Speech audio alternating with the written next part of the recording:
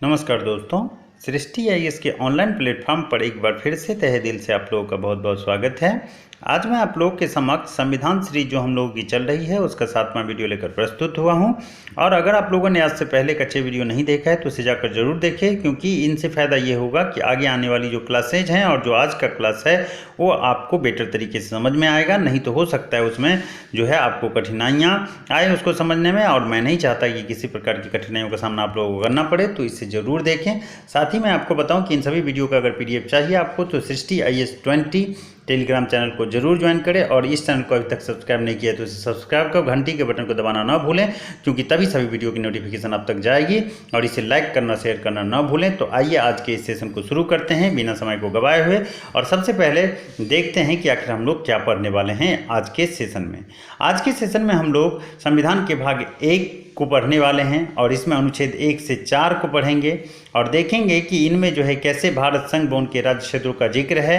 और उसके बाद में हम लोग देखेंगे कि संसद को जो है राज्यों के पुनर्गठन से संबंधित शक्तियां संविधान का कौन सा अनुच्छेद प्रदान करता है, और उन शक्तियों का प्रयोग उसने समय समय पर कैसे किया है। साथ ही हम लोग आज देखने वाले हैं कि राज्य पुनर्गठन आयोग का जो इतिहास है, हम अगर बात करें आरंभिक दौर से तो ये SK धर आयोग, जिनका गठन जून 1948 में होगा, वहाँ से लेकर के जो वर्तमान में जो है अभी हाल ही में जो है 31 अक्टूबर 2019 को जम्मू कश्मीर राज्य को जो है तोड़ करके 2 UT बनाया गया है, वहाँ तक के संपूर्ण इतिहास को देखने वाले हैं। इसके अलावा हम देखेंगे कि कैसे जो है 1956 के बाद जो है नए राज्यों का दूसरा जो दौर है चला गठन का, और उसमें कौन कौन से राज्यों का गठन हुआ। उसके बाद हम लोग देखेंगे कि वर्तमान में जो है कितने राज्य कितने केंद्र शासित प्रदेश भारत में है, और उनका जो ये घटने बढ़ने का सिलसिला है किस तरीके से हमें देखने को मिलता है। और फिर लास्ट में हम लोग देखने वाले हैं कि इस भाग से संबंधित जो अन्य महत्वपूर्ण तथ्य है जिनसे एग्जाम में क्वेश्चंस आने की प्रबल संभावना होती है, तो उसका भी हम लोग आज डिटेल अध्ययन करने वाले हैं। तो आज के सेशन में बहुत मज़ा आने वाला है, आप लोग धैर्य बनाकर इस वीडियो को अच्छे से ध्यानपूर्वक देखिए। तो आइए आज के सेशन को शुरू करते हैं, और सबसे पहले देखते हैं भारत को जो है राज्यों का संघ अर्थात यूनियन ऑफ स्टेट कहा गया है, इसका क्या तात्पर्य है। तो अगर हम संवैधानिक उपबंध की बात करें तो भारतीय संविधान के भाग 1 में आप देखेंगे अनुच्छेद 1 से 4 का जो है जिक्र किया गया है, और उसके अंतर्गत भारत व उनके राज्य क्षेत्रों का जो है वर्णन आपको मिलेगा। और संविधान के अनुच्छेद 1 में ही भारत को जो है राज्यों का संघ कहा गया है। तो आइए अनुच्छेद 1 का जो है हम लोग डिटेल अध्ययन कर रहे हैं। अगर हम अनुच्छेद 1 के शीर्षक की बात करें तो इनका शीर्षक है संघ के नाम व राज्य क्षेत्र, ठीक है। और भारतीय संविधान के अनुच्छेद 1 में ये निर्धारित किया गया है कि भारत अर्थात इंडिया राज्यों का संघ होगा, जहां भारत शब्द देश के नाम को संबोधित करता है, और संघ शब्द का यहाँ तात्पर्य भारत के शासन पद्धति से है, ठीक है। साथ ही में मैं आपको बताऊं कि ये जो राज्यों का संघ है वो अमेरिका के राज्यों के संघ से जो है वो अलग है। ऐसा क्यों कह रहा हूं मैं? ऐसा इसलिए कह रहा हूं क्योंकि अमेरिका में राज्यों को संघ से अलग होने का जो है अधिकार प्राप्त है, क्योंकि जो अमेरिका का राज्यों का संघ है वो विभिन्न राज्यों, वहाँ जो 50 राज्य हैं, 50 स्टेट हैं, उन सभी राज्यों के बीच एक समझौता का परिणाम है जो है वहाँ का संघ। लेकिन भारत में ऐसा नहीं है। भारत का जो संघ है वो किसी राज्यों के बीच समझौते का मोहताज नहीं है, उनका परिणाम नहीं है। यही वजह है कि भारत में जो है किसी भी राज्य को संघ से अलग होने का अधिकार नहीं है। तो ये ध्यान रखिएगा, क्योंकि क्वेश्चन इनसे आता है। और इसी कारण जो है भारत को जो है अविनाशी संघ का विनाशी राज्य या विनाशी राज्यों का अविनाशी संघ जो है कहा जाता है। तो ये स्टेटमेंट भी आप याद रखिएगा, और ये क्यों कहा जाता है मैंने इसका डिटेल आपको अभी बताया, ठीक है। इसके बाद जो है अनुच्छेद 1 में कहा गया है कि राज्य व राज्य क्षेत्र वे होंगे जो संविधान की अनुसूची 1 में शामिल है। और अनुसूची 1 को जो है हम लोग बहुत डिटेल में पढ़ चुके हैं, जो संविधान का निर्माण है उस वाले चैप्टर में, जिसका वीडियो आपको जो है हमारे प्लेलिस्ट में मिल जाएगा या आज के इस वीडियो के डिस्क्रिप्शन में मिल जाएगा, ठीक है। इसके अलावा अनुच्छेद 1 कहता है कि भारत के राज्य क्षेत्र में निम्नलिखित क्षेत्र को समाविष्ट अर्थात सम्मिलित किए जाएंगे। कौन कौन से क्षेत्र है?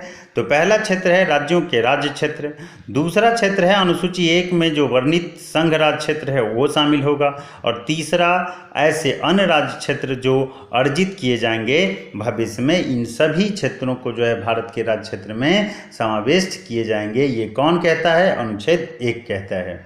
ठीक है। इसके अलावा संविधान के अनुच्छेद 2 की बात करें तो इनके शीर्षक को सबसे पहले हम देखें तो ये शीर्षक है नए राज्यों का प्रवेश या स्थापना। इसका क्या तात्पर्य है ये देखते हैं।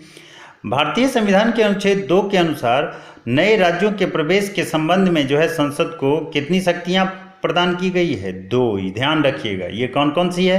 पहली शक्ति तो ये है नए राज्यों को संघ में सम्मिलित करने की शक्ति, और दूसरी जो शक्तियां हैं वो है नए राज्यों की स्थापना करने की शक्ति।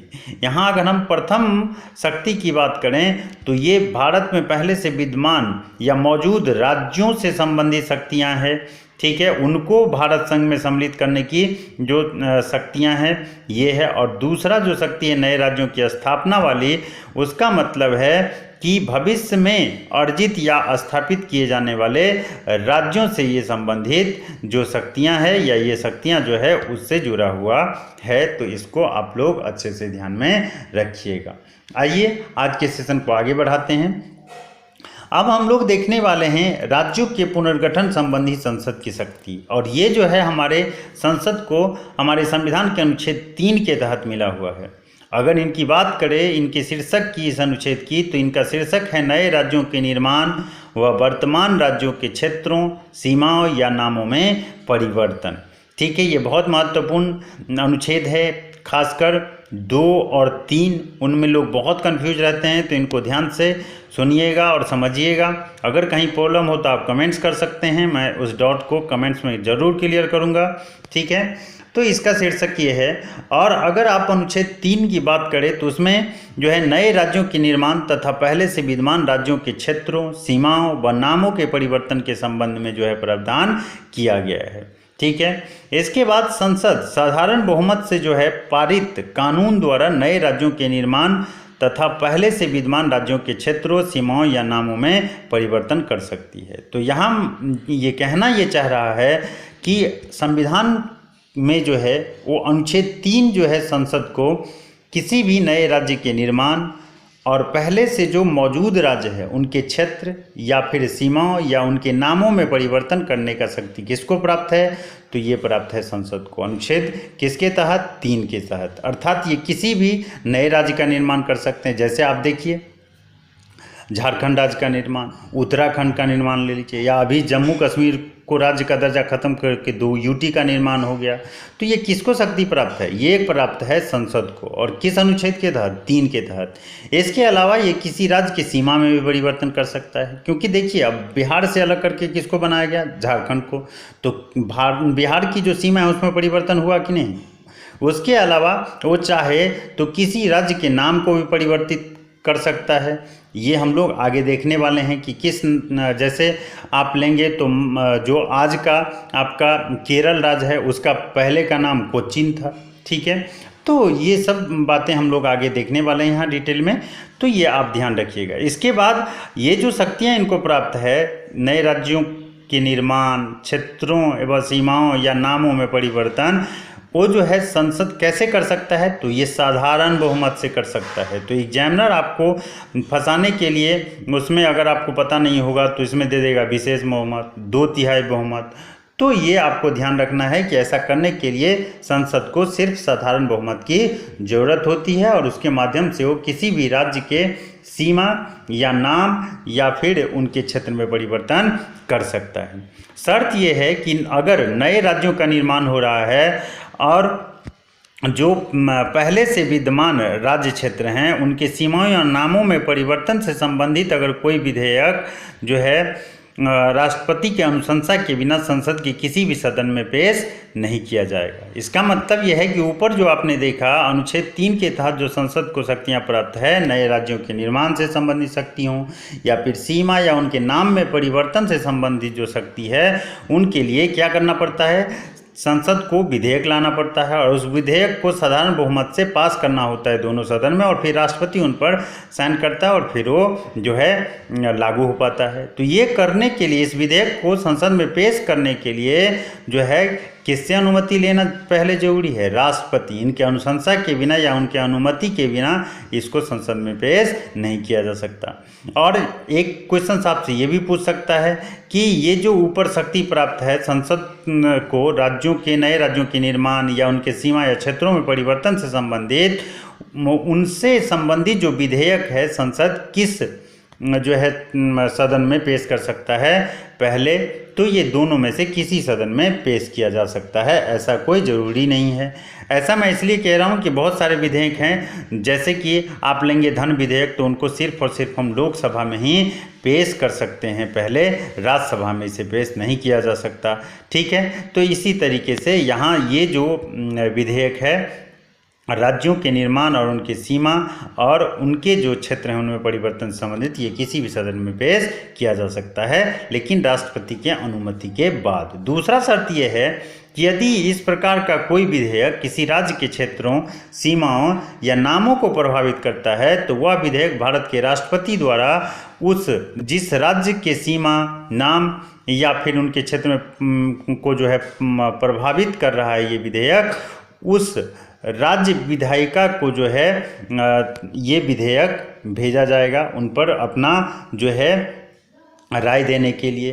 किंतु राष्ट्रपति ऐसा करने के लिए बाध्य नहीं है, अर्थात अगर राष्ट्रपति का मन है तो ये करेगा, भेजेगा, नहीं मन है तो नहीं भी भेज सकता है, उसका जो है कोई पाबंदियां राष्ट्रपति पर नहीं है। ये टोटली डिपेंड करता है राष्ट्रपति के जो है मूड के ऊपर या मन के ऊपर कि वो क्या करना चाहता है। साथ ही अगर ये विधेयक वो भेजता भी है उस राज्य के पास और वो अगर कोई सिफारिश भी देता है तो उनको भी मानना या ना मानना किसके ऊपर डिपेंड करता है? राष्ट्रपति के ऊपर। वो चाहेगा तो मानेगा, नहीं चाहेगा तो नहीं मानेगा। अर्थात इसका मतलब ये है कि संसद जो है किसी भी राज्य या भारत के किसी भी क्षेत्र में जो है परिवर्तन कर सकता है बिना किसी राज्य के अनुमति के। ठीक है, तो ध्यान रखिएगा।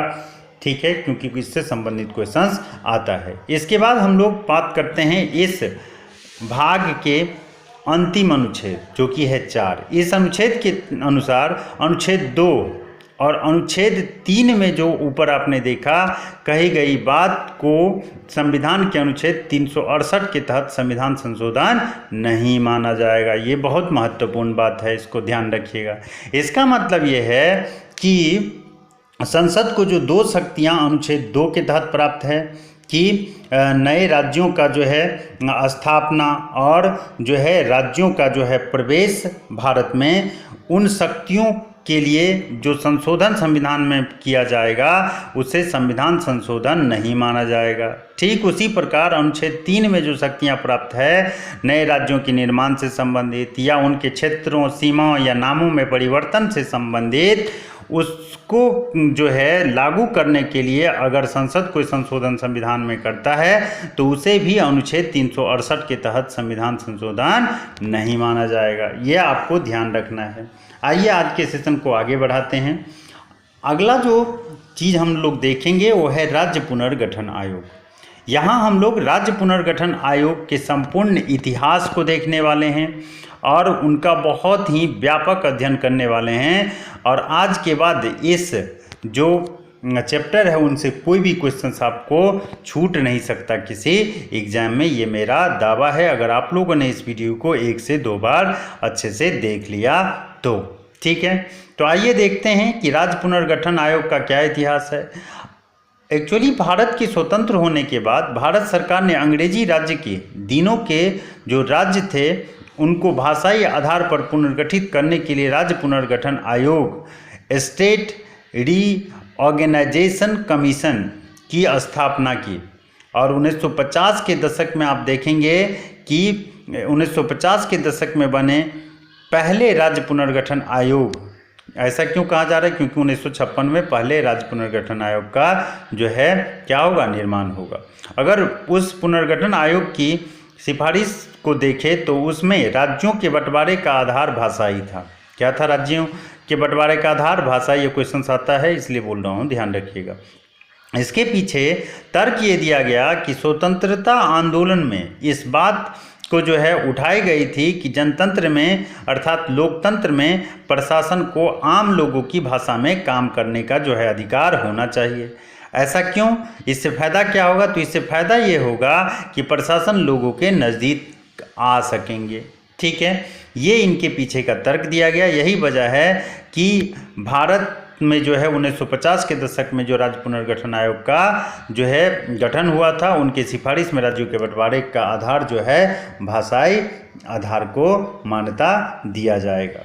ठीक है, आइए इनके विस्तृत इतिहास पर जो है हम लोग नज़र डालते हैं। एक्चुअली अंग्रेज़ों से पहले का अगर भारत की हम बात करें तो भारत में 21 प्रशासनिक इकाइयाँ सूबा था और 21 सूबों में भारत बटा हुआ था। इनमें से कई सूबों की जो सांस्कृतिक पहचान है वो तो सुस्पष्ट थी और कुछ ऐसे भी जो सूबा है वो थे जिनमें संस्कृतियों का जो है मिश्रण हमें देखने को मिलता था। किंतु भारत को अपना उपनिवेश बनाने के बाद अंग्रेज़ों ने प्रशासनिक सुविधा को ध्यान में रखते हुए मनमाने तरीके से भारत को क्या कर देगा, नए सिरे से बड़े बड़े प्रांतों में से जो है विभाजित कर देगा, बांट देगा। और एक भाषा बोलने वालों की जो भू क्षेत्रीय समरसता थी उसे पूरी तरीके से वो क्या कर देगा, तोड़ देगा, भंग कर देगा। और बहुभाषी व बहुजातीय प्रांत को जो है तवज्जो दिया जाएगा, बनाया जाएगा। ठीक है, इसके बाद इतिहासकारों की अगर हम बात करें तो इतिहासकारों की मान्यता है कि भले ही इन प्रांतों को फूट डालो और राज करो के हथकंडे का इस्तेमाल करके नहीं बनाया गया था, परंतु उनमें अपनी सत्ता को बनाए रखने के लिए, मजबूत करने के लिए, टिकाए रखने के लिए अंग्रेजों ने इस नीति का अनुसरण किया या जमकर उपयोग किया। और इसमें कोई दो राय नहीं है कि इसने लिए उनको जो है भारत को बड़े बड़े प्रांतों में, बहुभाषी प्रांतों में बांट दिया गया ताकि क्या हो, उनको प्रशासन करने में जो है मदद मिल सके, आसानी हो और वो सही से उस पर कंट्रोल कर सके और भारत में जो है उनका राज्य ज़्यादा दिनों तक बना रहे, मजबूत बना रहे। ठीक है, इसके बाद आप देखेंगे कि 1920 के दशक में जैसे ही महात्मा गांधी के हाथ में कांग्रेस का नेतृत्व आया, आज़ादी के आंदोलन की अगुवाई करने वाले जो नेता लोग थे या इनमें जो लोग शामिल थे, उनको लगने लगा कि जातीय भाषाई अस्मिताओं पर अगर हम जोर देकर वे जो है अगर उपनिवेश को चाहे तो क्या कर सकते हैं, ख़त्म कर सकते हैं, या उपनिवेश विरोधी जो मुहिम है उनको एक लोकप्रिय जनाधार दे सकते हैं। यही वजह है कि कांग्रेस ने अंग्रेजों द्वारा रचे गए औपनिवेशिक प्रांत की जगह खुद को प्रदेश नामक प्रशासनिक इकाई के इर्द गिर्द संगठित करने का जो है काम शुरू कर दिया। और यह प्रदेश नामक इकाई अपने बुनियादी चरित्र में अधिक लोकतांत्रिक, ठीक है, इसके बाद में सांस्कृतिक, जातीय और भाषाई आधार पर देखें तो और अस्मिरता के जो प्रति है वो अधिक संवेदनशील और क्षेत्रीय विभाजनों की राजनीतिक महत्वाकांक्षाओं के प्रति जागरूक थी। और इस तरह जो है नए भारत की कल्पनाशीलता को जो है इन जो भावना है, इन जो विचार है उनका जो है आधार के रूप में जो है उनको मजबूती मिला। और कांग्रेस के इस पुनर्गठन के बाद जो है राष्ट्रीय आंदोलन भाषाई अस्मिताओं से सुनियोजित पोषण प्राप्त करने लगा। और फिर आप देखेंगे कि प्रथम असहयोग आंदोलन की जो ज़बरदस्त सफलता है उनमें भी इन सभी कारणों का जो है प्रमुख हाथ रहा और यही कारण इनके पीछे जो है वो मुख्य कारण रहा। इसके बाद आगे जो है आप देखेंगे कि 1928 में मोतीलाल नेहरू की अध्यक्षता में एक समिति गठित की गई जिसे कांग्रेस का पूरा समर्थन था। इस समिति ने भाषा, जन इच्छा, जनसंख्या, भौगोलिक और वित्तीय स्थिति को राज्य के गठन का आधार माना। और ये 1928 ये किस रिपोर्ट की बात कर रहा है, नेहरू रिपोर्ट की। तो आपसे क्वेश्चन ये पूछ सकता है कि नेहरू रिपोर्ट की अध्यक्षता किसने किया था, तो मोतीलाल नेहरू ने। इसे कांग्रेस का पूर्ण समर्थन प्राप्त था कि नहीं, तो था। इसके बाद में इस समिति ने राज्यों के जो गठन है उनके लिए किन किन चीज़ों को आधार माना, तो भाषा को, जन इच्छा को, जनसंख्या को और भौगोलिक व वित्तीय स्थिति को, तो ये ध्यान रखना है। इसके बाद आप देखेंगे कि 1947 में भारत को आज़ादी मिल जाएगा और फिर आज़ादी मिलते ही भारत के सामने 552 देशी रियासतों के एकीकरण व पुनर्गठन का सवाल मुंह बाए खड़ा हो जाएगा और ये भारत के लिए बहुत बड़ी चुनौती होगी, क्योंकि अगर इनको भारत में नहीं मिलाया जाता तो अभी तो भारत का 2 टुकड़ा हुआ था, भविष्य में हो सकता था कि इनके कई टुकड़े हो जाते और जो कि भारतीयों के लिए एक बहुत ही चिंता का सबब था। अतः उसे भारत में मिलाना बहुत ज़रूरी था। इसे ध्यान में रखते हुए ही जून 1948 ईस्वी में एस.के. धर अर्थात श्याम कृष्ण धर आयोग का गठन किया गया और धर आयोग ने दिसंबर 1948 में अपनी रिपोर्ट को जो है सरकार को सौंपी और फिर आगे चलकर जो है इस आयोग ने धर आयोग ने भाषाई आधार पर राज्यों के पुनर्गठन के जो है मांग को उसने खारिज कर दिया, उनका विरोध किया और उसका जो मुख्य जोर था और मानना था कि राज्यों का गठन प्रशासनिक सुविधाओं को ध्यान में रखकर या उनको आधार बनाते हुए करना चाहिए।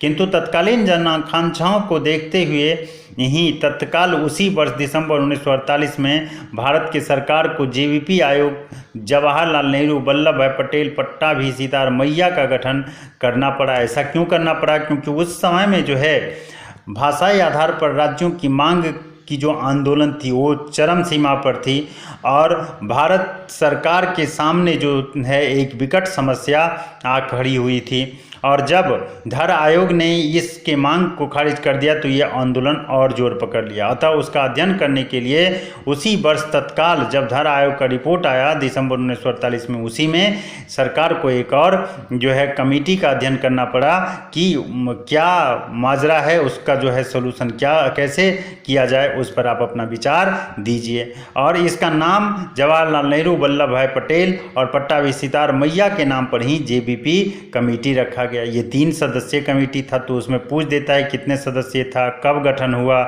उनका काम क्या था, उसमें कौन कौन से लोग शामिल थे। ठीक है, तो ये ध्यान रखिएगा। उसके बाद धर आयोग का गठन कब हुआ, इसकी अध्यक्षता किसने किया, तो एस.के. धर ने। ठीक है, उसके बाद में उनका गठन कब हुआ, तो जून 1948 में। रिपोर्ट कब दिया, तो दिसंबर 1948 में। और उनका जो सिफारिश था वो क्या था, राज्यों के पुनर्गठन का जो आधार था भाषाई आधार, उनको उसने खारिज कर दिया और प्रशासनिक सुविधाओं को जो है आधार बनाने का जो है भारत की सरकार को सिफारिश दिया। इसके बाद आप देखेंगे कि जब जेबीपी जो कमेटी है उनका गठन किया गया तो उसने देश की एकता और रक्षा को ध्यान में रखते हुए भाषाई आधार पर राज्यों के पुनर्गठन को जो है कुछ दिनों के लिए स्थगित करने का सुझाव दिया। अर्थात हम कह सकते हैं कि इसने भी कहीं ना कहीं भाषाई आधार पर राज्यों के पुनर्गठन को टाल दिया। इसी दौरान क्या हुआ कि सामाजिक कार्यकर्ता जो पोट्टी श्री रामालू नाम था उनका जो है निधन हो जाएगा 1953 ईस्वी में। वो एक्चुअली मद्रास से आंध्र प्रदेश को अलग किए जाने की मांग कर रहे थे और उसी को लेकर वो 58 दिन के आमरण अनशन पर थे और फिर उसी अनशन के दौरान 1953 में जो है उनकी मृत्यु हो जाएगी और फिर जो है ये आंदोलन और विकराल रूप धारण कर लेगा और सरकार के समक्ष जो है एक विकट चुनौती पेश करेगा और जिसके परिणाम स्वरूप जो है अलग तेलुगु भाषी राज्य बनाने के लिए भारत सरकार को मजबूर होना पड़ा। और इसी के परिणाम स्वरूप जो हैं सबसे पहले आप देखेंगे 1953 ईस्वी में जो है मद्रास से अलग करके आंध्र प्रदेश राज्य का जो कि तेलुगु भाषी राज्य था उनके तौर पर जो है उनका गठन किया जाएगा। तो भारत का सबसे पहला राज्य कौन सा है गठित, तो यह है आंध्र प्रदेश। कब हुआ, तो 1953 ईस्वी में। उसका आधार क्या था, तो इनका आधार था भाषाई। उसके बाद जो है इस समस्या का जो है निदान पाने के लिए और पूर्ण सॉल्यूशन पाने के लिए भारत सरकार के द्वारा 22 दिसंबर 1953 में जो है न्यायाधीश फजल अली की अध्यक्षता में प्रथम राज्य पुनर्गठन आयोग का जो है गठन किया जाएगा। और फिर ये जो आयोग है ये 3 सदस्यीय होंगे जिसमें न्यायमूर्ति फजल अली इनकी अध्यक्षता करेंगे और अन्य 2 सदस्य हृदयनाथ कुंजरू और के.एम. पनिक्कर थे। इनको ध्यान रखिएगा क्योंकि इसमें पूछ देता है इनका गठन कब हुआ, तो 22 दिसंबर 1953। इनकी अध्यक्षता किसने किया, तो न्यायमूर्ति फजल अली। ये कितने सदस्यीय कमेटी था या आयोग था, तो 3 सदस्य। 2 सदस्य कौन कौन से थे, तो हृदयनाथ कुंजरू और केएम पनिक्कर। इसके साथ ही इस आयोग ने 30 दिसंबर 1955 को जो है अपना रिपोर्ट दिया, ये तिथि भी ध्यान रखिएगा। और इस आयोग ने अपने रिपोर्ट में राष्ट्रीय एकता, प्रशासनिक व वित्तीय व्यवहार्यता, आर्थिक विकास, अल्पसंख्यक हितों की रक्षा को ध्यान में रखते हुए तथा भाषा को राज्यों के पुनर्गठन का आधार बनाने का जो है सिफारिश दिया, अर्थात भाषा के आधार पर राज्यों के पुनर्गठन की मांग को इसने क्या कर लिया, स्वीकार कर लिया। किंतु जो विद्रोही थे वो कह रहे थे एक राज्य में जो है एक ही भाषा का प्रयोग होना चाहिए। उनके इस मांग को जो है इस पुनर्गठन आयोग ने खारिज कर दिया, अर्थात एक राज्य एक भाषा की मांग को अस्वीकार कर दिया। और इसके बाद जो है सरकार ने इनकी इस अनुस्थितियों को कुछ सुधार के साथ जो है आगे चलकर मंजूर कर लिया। और मंजूर करने के बाद जो है आप देखेंगे कि 1956 ईस्वी में राज्य पुनर्गठन अधिनियम जो है संसद पास किया, और उसी दौरान जो है संसद को जो है संविधान में एक संशोधन करना पड़ा, जो 7वें संविधान संशोधन 1956 के नाम से जाना जाएगा, और जिसके तहत भारत में 14 राज्य और 6 केंद्र शासित प्रदेश का गठन होगा। और फिर जो है राज्य पुनर्गठन का दूसरा दौर 1960 में चलेगा, जिसको हम लोग 1956 के पश्चात बनाए गए नए राज्य व केंद्र शासित प्रदेशों का जो विवरण है उनके तहत देखने वाले हैं कि ये कौन कौन से राज्य है। तो यहाँ ध्यान रखिएगा कि आपने यहाँ देखा कि राज्य पुनर्गठन आयोग का गठन कब हुआ, इनसे पहले जो है कैसे एसके धर आयोग का गठन हुआ, कब आया, कितने ईस्वी में गठन हुआ, उसने रिपोर्ट कब दिया, उसके बाद क्या हुआ। तो उसके बाद जो है आपका जेबीपी कमेटी आया, उसका गठन कब हुआ था, उसने अपने रिपोर्ट में क्या कहा। उसके बाद जो है किस प्रकार से जो है पोट्टी श्री रामालू का जो है 1953 में जो है निधन हो गया। उसके बाद किस प्रकार से है सरकार को जो है भाषाई आधार पर मद्रास का विभाजन कर आंध्र प्रदेश का निर्माण करना पड़ा। और फिर उसके बाद में जो है 1953 ईस्वी में आंध्र प्रदेश के निर्माण के बाद उनका विस्तृत अध्ययन करने के लिए भारत की सरकार ने 1953 में जो है राज्य पुनर्गठन आयोग का गठन किया फजल अली की अध्यक्षता में। और उसने जो है अपना रिपोर्ट जो है सरकार को कब सौंपा, और फिर उस रिपोर्ट को जो है कब माना गया सरकार के द्वारा, और उसमें जो है किस तरीके से जो है उनको आधार बनाकर भारत में 7वें संविधान संशोधन के माध्यम से 14 राज्य और 6 केंद्र शासित प्रदेश बनाए गए। तो आपने राज्य पुनर्गठन आयोग का संपूर्ण इतिहास देखा और उनका जो है संपूर्ण डिटेल में अध्ययन किया। मुझे उम्मीद है कि इस जो आयोग का या इस चैप्टर से संबंधित जो आने वाले क्वेश्चंस एग्जाम में आपका नहीं छूटेगा। बस आपको 1 से 2 बार इस वीडियो को अच्छे से देख लेना है। आइए अब देखते हैं कि सन 1956 के पश्चात बनाए गए राज्य व केंद्र शासित प्रदेश कौन कौन से थे भारत में, जिसे हम राज्य पुनर्गठन आयोग का दूसरा दौर कहते हैं 1960 के दशक में। तो इसमें सबसे पहले आप देखेंगे कि गुजरात और महाराष्ट्र का निर्माण किया गया 1960 ईस्वी में। इसे मुंबई राज्य को 2 भागों में बांट दिया गया और गुजरात तथा महाराष्ट्र में विभाजित कर दिया गया। तो यहाँ पूछता है कितने ईस्वी में गठन हुआ और किस राज्य से जो है उनको अलग किया गया था, तो ये ध्यान रखिएगा। उसके बाद आप देखेंगे दादर व नागर हवेली जो केंद्र शासित प्रदेश भारत में पहले अलग था, अब इनको मिलाकर और दमन दीव को मिलाकर एक ही कर दिया गया है। तो उनका जो गठन है 1961 ईस्वी में 10वें संविधान संशोधन अधिनियम द्वारा किया गया था और पूर्व में इस पर पुर्तगालियों का जो है अधिकार था। तो ये ध्यान रखिएगा क्योंकि ये भी पूछ देता है पूर्व में किसके अधीन था ये, तो पुर्तगालियों के। कब इसका गठन हो तो 1961 में। कौन से संविधान संशोधन द्वारा, तो 10वें संविधान संशोधन द्वारा। उसके बाद आप देखेंगे कि गोवा व दमन व दीव जो है उनको 1962 में केंद्र शासित प्रदेश का जो है दर्जा प्रदान किया गया। ठीक है, इसके बाद आगे आप देखेंगे कि पुदुचेरी, वर्तमान में जिसे हम पुदुचेरी कहते हैं, उसका पहले का नाम पांडिचेरी था। उनको जो है 14वें संविधान संशोधन अधिनियम द्वारा जो है उनको जो है केंद्र शासित प्रदेश का दर्जा दिया गया। पूर्व में इस पर जो है फ्रांसीसियों का अधिकार था। इसके बाद देखेंगे आप कि केरल राज्य का गठन हुआ। केरल का जो पुराना नाम था वो त्रावणकोर कोचीन था और उनकी जगह जो है उनको जो है केरल राज्य को बनाया गया। राज्य पुनर्गठन अधिनियम 1956 के द्वारा ही उनको बनाया गया था, जो आपने ऊपर देखा था। उसके बाद कर्नाटक का भी उसी राज्य पुनर्गठन अधिनियम 1956 के द्वारा मैसूर राज्य से पृथक करके बनाया गया था और राज्य अधिनियम 1973 में जो है इसे कर्नाटक नाम दिया गया। पहले इसका नाम मैसूर था जब 1956 में ये बना था। उसी प्रकार केरल जब 1956 में बना था तो उनका नाम कोचीन या त्रावणकोर था। आगे चलकर इनका नाम जो है क्या हो जाएगा, केरल हो जाएगा। इसके बाद हम बात करते हैं नागालैंड की। नागालैंड की बात करें तो नागालैंड राज्य अधिनियम 1962 द्वारा असम राज्य से अलग करके नागालैंड को बनाया गया। कब बनाया गया? 1962 में। किससे अलग करके? तो असम राज्य से अलग करके इनको बनाया गया था। साथ ही में अगर हम हरियाणा राज्य की बात करें तो पंजाब पुनर्गठन अधिनियम 1966 द्वारा जो है पंजाब के कुछ क्षेत्रों को निकालकर हरियाणा राज्य बनाया गया और एक राज्य पंजाब तो रहा ही, साथ ही में उन्हीं से अलग करके एक केंद्र शासित प्रदेश भी बनाया गया जिसका नाम चंडीगढ़ है और जो कि हरियाणा, पंजाब और चंडीगढ़ खुद का जो है राजधानी भी कहलाता है। अगर चंडीगढ़ की बात करें तो ये भी पंजाब पुनर्गठन अधिनियम 1966 के तहत पंजाब के कुछ क्षेत्रों को निकालकर बनाया गया था। आइए आज के सेशन के अगले जो पड़ाव है उनको देखते हैं हम लोग। इसमें जो है आप देखेंगे इसके बाद जो गठन की बात करें हम तो हिमाचल प्रदेश का गठन हुआ और हिमाचल प्रदेश संघ राज्य क्षेत्र को जो है हिमाचल प्रदेश राज्य अधिनियम 1970 द्वारा राज्य का दर्जा दिया गया था। इसको कब राज्य का दर्जा दिया गया? तो 1970 ईस्वी में। और किस अधिनियम के द्वारा? तो हिमाचल प्रदेश राज्य अधिनियम 1970 के द्वारा।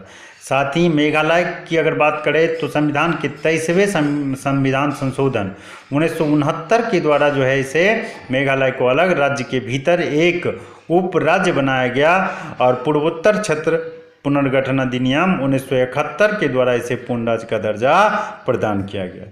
अर्थात यहाँ जो है मेघालय को 23वें संविधान संशोधन 1969 के द्वारा राज्य के अंदर एक उप राज्य का जो है दर्जा प्रदान किया गया। लेकिन अगर उन्हें पूर्ण रूप से राज्य का दर्जा की बात करें तो ये दिया गया पूर्वोत्तर क्षेत्र पुनर्गठन अधिनियम 1971 के द्वारा 1971 में। इसी प्रकार मणिपुर और त्रिपुरा की बात करें तो पूर्वोत्तर क्षेत्र पुनर्गठन अधिनियम 1971 के द्वारा ही इसे संघ राज्य क्षेत्र से जो है पूर्ण राज्य का दर्जा प्रदान किया गया।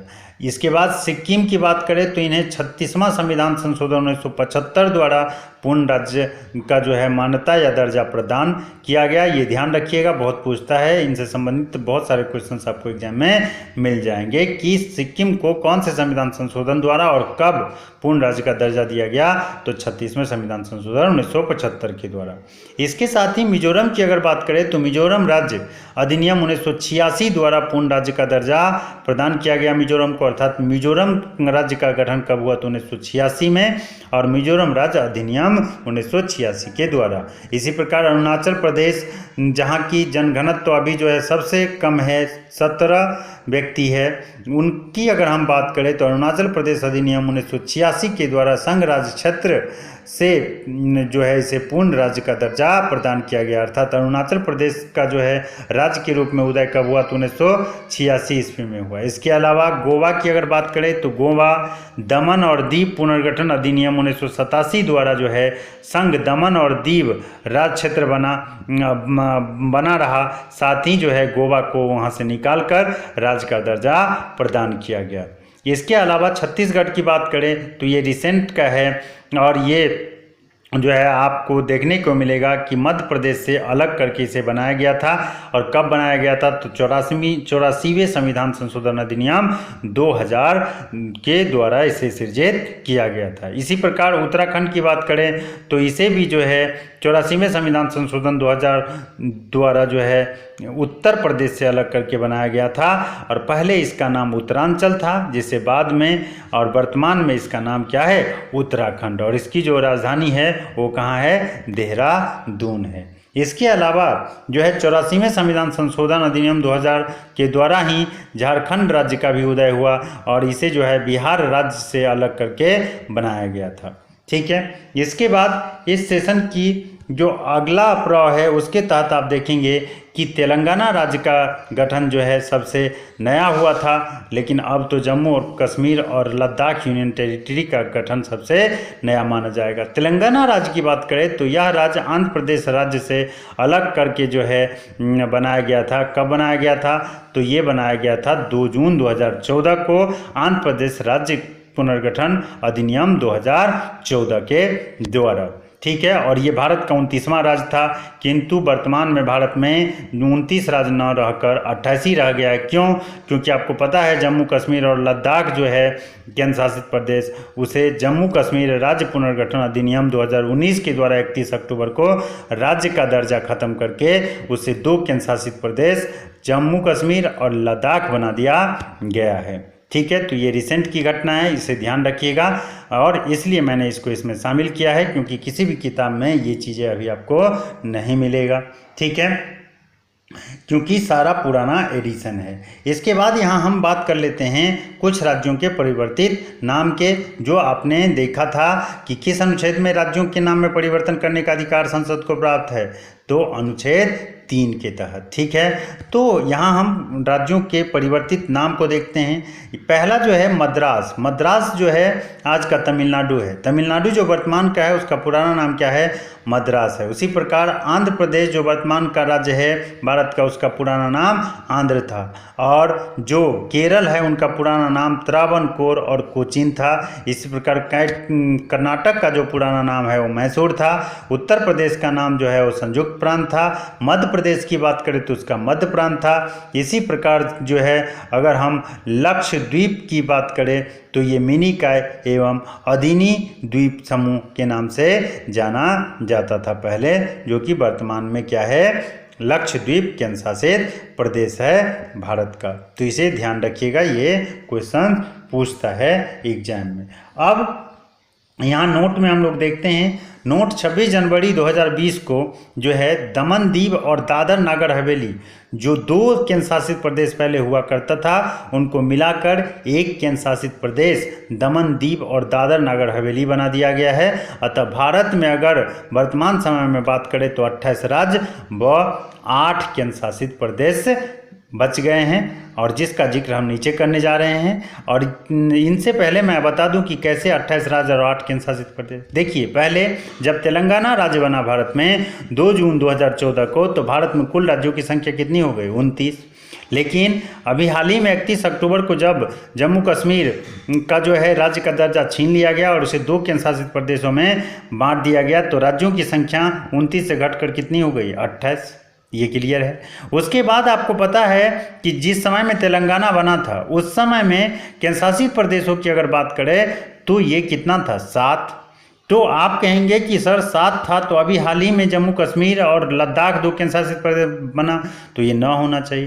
लेकिन अभी ऊपर ही तो मैं बताया कि 15 अगस्त 2020 को जो है दादर नगर हवेली और दमन दीव जो अभी ये 2 केंद्र शासित प्रदेश था उन्हें इकट्ठा कर दिया गया है, अर्थात मर्ज कर दिया गया है, और 1 केंद्र शासित प्रदेश में तब्दील कर दिया गया है। तो 8 में से घट गया, 9 में से तो कितना बच गया? 8। इसलिए भारत में अभी 28 राज्य व 8 केंद्र शासित प्रदेश है। ये भी रिसेंट की घटना है, तो इसे मुझे लगा कि इसमें जोर देना चाहिए ताकि आप लोगों को जो है अध्ययन करने में सहूलियत हो। आइए आज के इस सेशन को आगे बढ़ाते हैं और इसमें देखते हैं कि कौन कौन से 28 राज्य और 8 केंद्र शासित प्रदेश भारत में है। तो पहला राज्य है अरुणाचल प्रदेश, आप देख सकते हैं। दूसरा असम, तीसरा आंध्र प्रदेश, चौथा उत्तर प्रदेश, 5वां उत्तराखंड, 6ठा उड़ीसा, 7वां कर्नाटक, 8वां केरल। यहाँ ध्यान रखिएगा ये सीक्वेंस वाइंस नहीं है कि जैसे निर्माण हुआ, क्योंकि आपको पता है सबसे पहला राज्य भारत का कौन सा है? आंध्र प्रदेश। तो यहाँ नंबरिंग जो है मैंने जानबूझकर आगे पीछे किया है ताकि आप लोगों को याद करने में दिक्कत ना हो। इसके बाद अगर आप 9वें राज्य की बात करेंगे तो गुजरात, इसके बाद गोवा, उसके बाद छत्तीसगढ़, उसके बाद झारखंड, इसके बाद तमिलनाडु, इसके बाद तेलंगाना, फिर नागालैंड, फिर पंजाब, फिर पश्चिम बंगाल, फिर बिहार, फिर मणिपुर, फिर मध्य प्रदेश, फिर महाराष्ट्र, फिर मिजोरम, मेघालय और फिर जो है राजस्थान। इसके बाद जो है आप देखेंगे राजस्थान के अलावा जो राज्य है वो सिक्किम है, हरियाणा है, हिमाचल प्रदेश है और 28 में त्रिपुरा है। और एक बात और, आप लोगों को इन सभी राज्यों का जो है लोकेशन याद होना चाहिए मैप में, क्योंकि मैप बेस्ड बहुत सारे क्वेश्चंस आते हैं। तो आप लोगों को लोकेशन याद होना चाहिए कि कौन से राज्य कहाँ है, किसकी सीमा किस देश से लगती है, किस राज्य से लगती है, क्योंकि ये ज्योग्राफी का पार्ट है। जब हम लोग ज्योग्राफी पढ़ेंगे तो वहाँ बहुत ही डिटेल में हम लोग पढ़ेंगे। साथ ही में आपको ये भी पता होना चाहिए कि कौन सा राज्य किस लिए फेमस है, कौन से बंदरगाह वहाँ है, इनकी राजधानियाँ कहाँ है, बहुत सारी चीज़ें हैं, ठीक है, उनको आपको ध्यान में रखना है। और ये मोटी मोटी बातें हैं। इसके अलावा अगर 8 केंद्र शासित प्रदेश की भारत में बात करें तो इसमें दिल्ली, जम्मू और कश्मीर, लद्दाख जो हाल में बना है, कब बना, 31 अक्टूबर को, ठीक है, 2019 को, अंडमान निकोबार द्वीप समूह, चंडीगढ़, इसके बाद दादर नागर हवेली और दमन द्वीप जो कि पहले 2 हुआ करता था, 15 अगस्त 2020 से अब ये 1 है। इसके अलावा लक्षद्वीप और फिर पुदुचेरी, जिसका नाम पुराना क्या था, पांडिचेरी। इसके अलावा आज हम लोग जो हैं देखेंगे अन्य महत्वपूर्ण तथ्य जो इस अध्याय से संबंधित है और क्वेश्चन से जो है एग्जाम में बहुत ज़्यादा आता है। तो आइए इसको देखते हैं। कह रहा है कि शक्तियों का केंद्र तथा राज्यों के बीच में जो है भारत में विभाजन किया गया है, और ये विभाजन आपको संघ सूची जिसमें 99 विषय, समवर्ती सूची 52 विषय और राज्य सूची 61 विषय उसमें शामिल है। और ये संविधान के 7वीं अनुसूची में इसका जिक्र है, ठीक है, जिसका जिक्र हम लोग जो है अभी पिछला जो वीडियो आया था भारत का संवैधानिक विकास भारत के संविधान का निर्माण व उनकी विशेषता, उस वाले चैप्टर में बहुत डिटेल में अध्ययन किया है, तो वहाँ से भी आप लोग देख सकते हैं। इसके अलावा अगर भारत संघ में अवशिष्ट शक्तियों की बात करें तो ये केंद्र सरकार के पास है, जिसका जिक्र मैंने पिछले वीडियो में भी किया कि अवशिष्ट शक्ति का मतलब उस शक्ति से है जिसका जिक्र संविधान के 7वीं अनुसूची का जो ये संघ सूची, समवर्ती सूची और राज्य सूची है उसमें जिक्र नहीं होगा। उन पर कानून कौन बनाएगा, केंद्र, और वही क्या है, अवशिष्ट शक्तियां जो है, और वो भारत में किसके पास है, केंद्र के पास है। इसके अलावा भारतीय संघ की इकाइयों राज्यों को अपना संविधान रखने की अनुमति नहीं है। ऊपर मैंने बताया कि भारत को इसलिए तो जो है विनाशी राज्यों का अविनाशी संघ कहा जाता है, क्योंकि किसी भी राज्य को संघ से अलग होने का अधिकार नहीं है। हालांकि कुछ राज्यों जैसे अनुच्छेद 370 में जम्मू कश्मीर को विशेष स्थिति प्रदान की गई थी, ठीक है, जिसे अब क्या कर लिया गया, 5 अगस्त को जब ये बिल आया और फिर 31 अक्टूबर से ये लागू हो गया, तो ये अनुच्छेद 370 वाली जो बात है अब जम्मू कश्मीर पर लागू नहीं होती। उनको विशेष दर्जा जो पहले प्राप्त था वो ख़त्म कर दिया गया। तो यहाँ ध्यान रखिएगा, यहाँ जो है टैपिंग में यहाँ होना चाहिए था, हाई की जगह थी, ठीक है। इसके अलावा आप देखेंगे कि अनुच्छेद 371 में जो है आंध्र प्रदेश, गुजरात, महाराष्ट्र, इसी प्रकार अनुच्छेद 371 क के अंतर्गत नागालैंड और अनुच्छेद 371 ख के अंतर्गत असम और अनुच्छेद 371 ग के अंतर्गत सिक्किम के लिए विशेष प्रावधान है। तो इसे आप ध्यान में रखिएगा, क्योंकि क्वेश्चन इनसे सीधा सीधा पूछ लिया जाता है कि संविधान के किस अनुच्छेद में जो है आंध्र प्रदेश, गुजरात, महाराष्ट्र को विशेष राज्य का दर्जा प्रदान किया गया है, तो अनुच्छेद 371। इसी प्रकार नागालैंड को किस में, तो 371 क। इसी प्रकार जो है असम को किस में, तो 371 ख। इसके बाद में सिक्किम को किस में, तो अनुच्छेद जो है 371 ग में। इनसे बहुत क्वेश्चंस आते हैं, तो इसको आपको ध्यान में रखना है। आइए आज के इस सेशन को आगे बढ़ाते हैं। इसके बाद भारतीय संघ की इकाइयों को विदेशों से सीधे व्यापार करने एवं ऋण लेने का भी अधिकार नहीं है, ठीक है, ये ध्यान रखिएगा। अर्थात सीधे वो विदेशों से व्यापार नहीं कर सकता या उनसे ऋण नहीं ले सकता। इससे पहले उनको भारत के जो केंद्र के सरकार हैं उनसे क्या लेना होगा, अनुमति लेना होगा।